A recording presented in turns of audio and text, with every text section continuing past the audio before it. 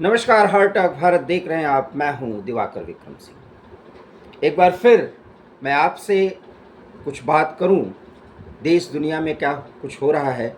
एक अनुरोध है कि एक बार फिर आप मास्क पर ज़रूर ध्यान दीजिएगा। ये इसलिए क्योंकि आपका स्वास्थ्य देश का स्वास्थ्य है। अगर आप स्वस्थ रहेंगे तो समाज स्वस्थ रहेगा, और समाज स्वस्थ रहेगा तो देश भी स्वस्थ रहेगा, क्योंकि इस स्तर पर स्वास्थ्य की ज़रूरत है, क्योंकि एक स्वस्थ देश ही दुश्मन को परास्त कर सकता है। एक बार फिर ये अनुरोध कि आप अगर सार्वजनिक स्थानों पर जा रहे हैं तो मास्क का उपयोग करिए। खबर ये है कि सिंगापुर, थाईलैंड और इसके साथ साथ मुंबई में भी कुछ ऐसे कोरोना के केसेस आए हैं जो बढ़ोतरी दिखा रहे हैं, अर्थात उनकी संख्या बढ़ रही है। हालांकि भारत के मुंबई में सिर्फ 257 मामले आए हैं, लेकिन सिंगापुर जैसे स्थानों पर अगर 14,000 से अधिक मामले कोरोना के वेरिएंट्स पाए जा रहे हैं तो ये एक खतरे का संकेत है। वो इसलिए क्योंकि ग्लोबल दुनिया में हम एक देश दूसरे देश से जुड़े हुए हैं, इसलिए कोरोना के फैलने का डर है। घबराइए नहीं, परेशान मत होइए। इसकी पूरे इलाज की सुविधा भारत में है, क्योंकि भारत ने कोरोना के दोनों कालों में पूरे दुनिया को राह दिखाई है, लेकिन एहतियात बरतना ज़रूरी है। इसलिए सार्वजनिक स्थानों पर जा रहे हैं, विशेषकर विदेश के दौरे पर जा रहे हैं, तो आप थोड़ा सा सचेत रहिए और सार्वजनिक स्थानों पर जाने से पहले मास्क जरूर पहनिए। अब हम बात करते हैं कि आखिर में भारत और पाकिस्तान के बीच ऑपरेशन सिंदूर का एक दौर चला। ऑपरेशन सिंदूर अभी भी जारी है, और इस पूरे दौर में जो कुछ भी दिखा वो ये दिखा कि वैश्विक दुनिया में भारत की जो धमक थी और एक दूसरे के विरोधी देशों के साथ भी भारत का जो एक राजनयिक कूटनीतिक संपर्क था, उसमें कहीं ना कहीं कोई कमी या समस्या दिखाई पड़ रही है। जैसे भारत और अमेरिका के संबंध, जैसे भारत और तुर्की के संबंध, जैसे भारत और बांग्लादेश के संबंध, जैसे भारत के सेंट्रल एशिया के कई ऐसे देश जहां मुसलमानों की संख्या अधिक है उनके साथ संबंध, और इस तरीके से फिलिस्तीन और भारत के संबंध। इस तरीके से आप कई नामों को ले सकते हैं जो वैश्विक राजनीति में एक प्रभावी भूमिका अदा कर रहे हैं। यहाँ तक कि भारत फ्रांस और भारत यूरोपीय संघ, भारत जर्मनी के संबंध, ये कुछ रिव्यू की स्थिति में होते हुए दिख रहे हैं। क्यों दिखे? ऑपरेशन सिंदूर में सिर्फ 2 देश ने भारत का खुलकर समर्थन किया है, यहाँ तक कि रूस भी खुल करके नहीं बोला है। एक इजराइल और दूसरा जर्मनी और यूरोपीय यूनियन ने थोड़ी बात इस संदर्भ में की है, और वो ये कि पूरी तरीके से आतंकवाद के खिलाफ संघर्ष में भारत को कदम उठाने की अगर ज़रूरत महसूस हुई है तो वो उठा सकता है। हालांकि रूस हमारा दोस्त है, और जिस तरीके से S-400 जो हमारा एंटी मिसाइल सिस्टम है, सुरक्षा प्रणाली के लिए भारत की बहुत महत्वपूर्ण अहम कड़ी है, अब S-500 भी रूस से हमें मिलेगा, और न ही सिर्फ मिलेगा बल्कि दोनों संयुक्त उत्पादन करेंगे भारत में। तो भारत और रूस के संबंध बहुत बेहतर हैं। रूस तटस्थ रहा है, लेकिन वो पाकिस्तान का साथ देता हुआ कहीं नहीं दिख रहा है, क्योंकि वो हमारा मित्र है। लेकिन अमेरिका से हमने जो अपेक्षा की थी और जो हम करते रहे हैं और जो अभी भी कर रहे हैं, लगता है कि वो समस्याग्रस्त है। वो हमारी अपेक्षाएं कहीं कसौटी पर खरी नहीं उतर रही हैं। इसके पीछे कारण क्या है? अचानक ऑपरेशन सिंदूर होता है, इसके पहले की घटनाएं पर्दे के पीछे चलती रहती हैं, लेकिन उसके बाद जिस तरीके से सिर्फ 3 और 4 दिन के भीतर भारत के सेना और वायुसेना और नौसेना ने मिलकर संयुक्त कार्रवाई की, सेंट्रल कमांड में और भारत सरकार के एक स्पष्ट नीति के तहत ऑपरेशन को चलाने की जो मुहिम चलाई गई, उसके बाद अमेरिका का दृष्टिकोण या अमेरिका रुख भारत और पाकिस्तान को एक तराजू में रखने की हो गई, जो कम से कम पिछले एक दशक में तो नहीं थी, चाहे जो बाइडेन राष्ट्रपति रहे हों और चाहे डोनाल्ड ट्रंप। और ट्रंप से तो ढेर सारी अपेक्षाएं थी, लेकिन जिस तरीके से टैरिफ वॉर उन्होंने शुरू किया और इस वॉर के तहत अमेरिका फर्स्ट की नीति को प्रभावी बनाने और अमेरिका की पुरानी गरिमा और उसके आर्थिक स्थिति को लौटाने के लिए ट्रंप किसी के साथ भी समझौता करने और किसी भी देश को उसकी वास्तविक स्थिति पर खड़ा करने की कसम खा चुके थे, और ऐसा वो करते हुए देखे गए। चीन जिस तरीके से अमेरिका का प्रतिद्वंदी है, चाहे आर्थिक या सैन्य क्षेत्र में, उस चीन को लाइन में लगाने के लिए वो भारत को सहयोग दे रहे थे, और यही भारत समझ भी रहा था। और भारत कूटनीतिक अंदाज में इसीलिए अमेरिका के साथ रणनीतिक सहयोग को बढ़ा रहा था। मैं बढ़ा रहा था मतलब अगर कह रहा हूं तो इसका ये मायने नहीं समझिएगा कि ये संबंध खत्म हो गए।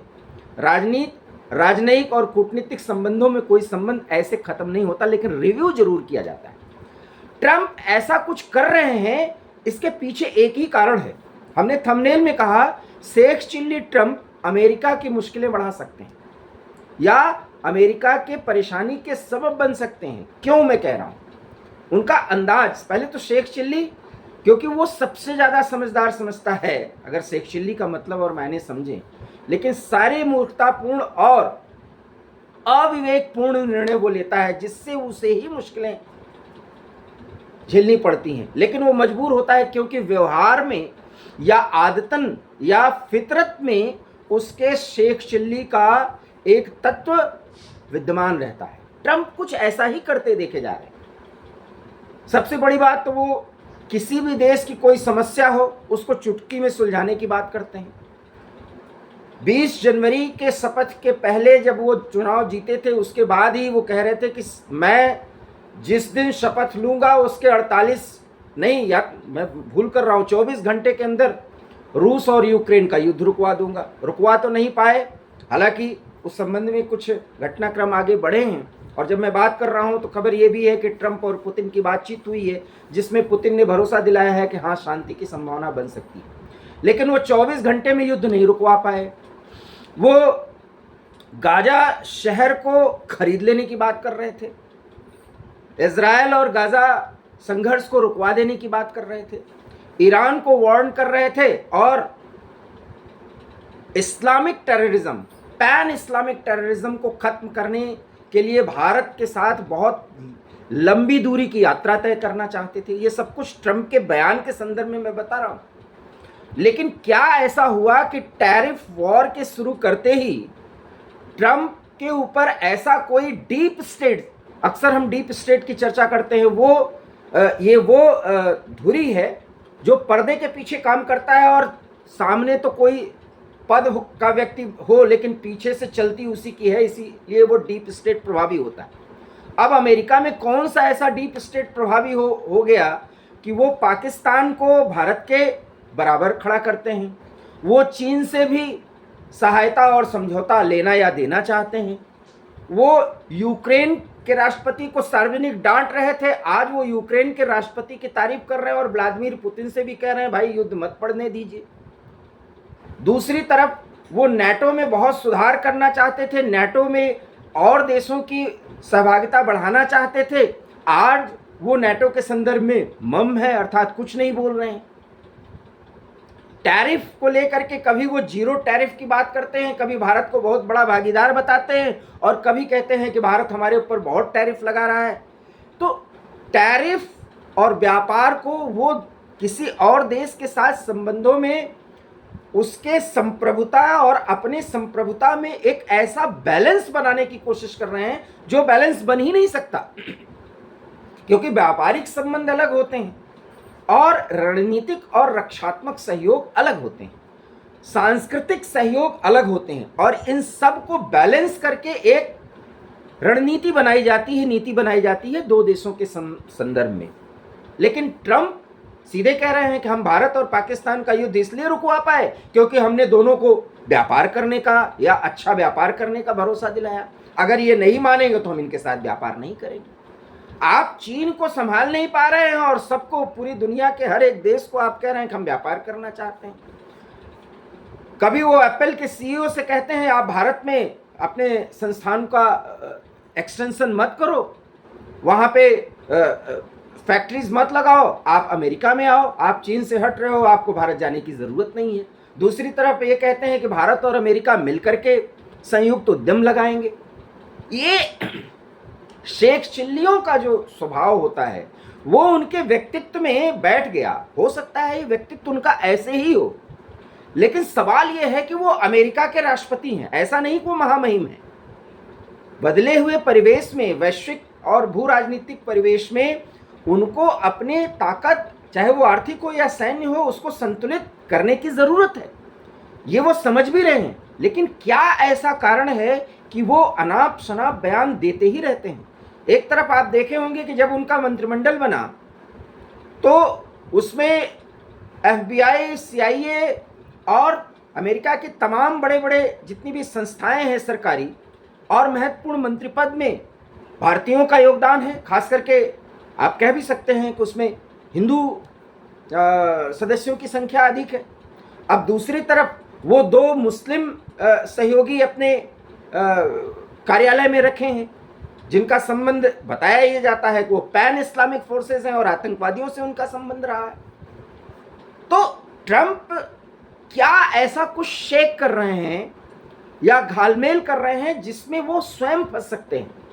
क्योंकि 2 विपरीत धुरी को एक साथ अगर आप साधेंगे तो या तो आप बिखर जाएंगे और या आप नष्ट होंगे। बिखरने में भी अस्तित्व की संभावना रहती है, लेकिन नष्ट होने के बाद तो वजूद ही खत्म होता है।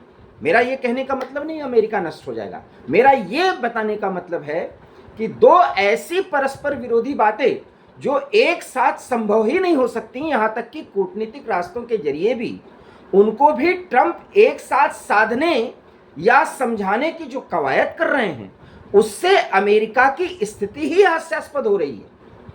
तो एक राष्ट्र के रूप में जिस अमेरिका की प्राइड पर या फर्स्ट अमेरिका की नीति को आगे बढ़ाने की कोशिश या कवायद कर रहे हैं, वो प्रभावी रूप से बहुत ज़्यादा मुश्किलों में आ सकती है और उसको संभाला नहीं जा सकता। यूक्रेन और रूस का जो संघर्ष चल रहा है, अगर उसमें कोई भी विराम की स्थिति आती है तो अमेरिका से ज़्यादा तुर्की को महत्व मिलेगा, क्योंकि कोई भी बैठक तुर्की में हो रही है। अमेरिका का प्रतिनिधिमंडल वहाँ जरूर जा रहा है। ये जरूर है कि तुर्की नेटो का सदस्य है, अमेरिका का प्रभाव तुर्की पर है, लेकिन तुर्की और अमेरिका किस जगह पर पूरी दुनिया में शांति का प्रयास कर रहे हैं और किस एक मंच पर दोनों एक साथ आतंकवाद को बढ़ाते हुए दिख रहे हैं, अगर भारत और पाकिस्तान के संदर्भों और संबंधों की बात की जाए। वो चीन और भारत को भी एक धुरी पर खड़ा करके अगर कहीं व्यापार के जरिए दोनों को साधने की कोशिश करते रह गए, तब तो भारत के साथ अमेरिका के रणनीतिक संबंधों की लंका लग जाएगी। माफ करिएगा, मुझे राजनयिक मुद्दे पर इतने सामान्य भाषा का उपयोग करना पड़ रहा है। लंका लगने का मतलब है कि सब कुछ तहस नहस हो जाएगा।